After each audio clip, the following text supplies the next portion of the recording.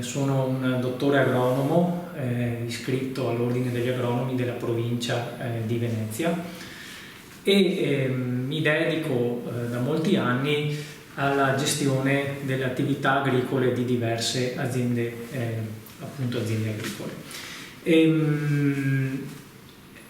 5 anni fa ho intrapreso questa strada di attività agricola. Io vengo dal mondo delle macchine agricole e ho deciso di cambiare e di specializzarmi nella gestione aziendale, nella gestione agronomica, burocratica delle aziende agricole.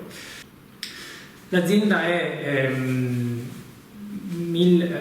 circa 1400 ettari, è composta da una parte di terra e una parte di acqua. Oggi abbiamo anche una valle da pesca che è molto importante per il sistema economico anche dell'azienda, e l'azienda è coinvolta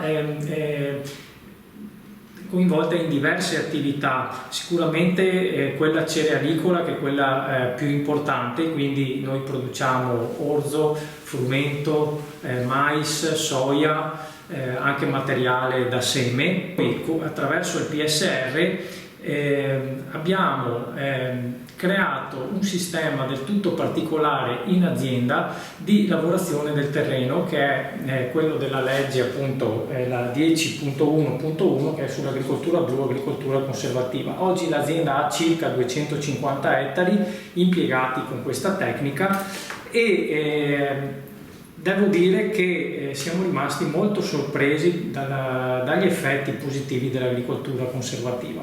L'agricoltura conservativa che in pratica impone il non rivoltamento degli strati del terreno e lasciare la sostanza organica sulla superficie senza toccare quindi il suolo, ha comportato una iniziale riduzione della resa dei prodotti, quindi una diminuzione di resa di mais, frumento, ma abbiamo visto poi negli anni un incremento invece di resa, quindi le rese si sono riportate agli stati pre-agricoltura conservativa. E quello che abbiamo anche notato, perché l'azienda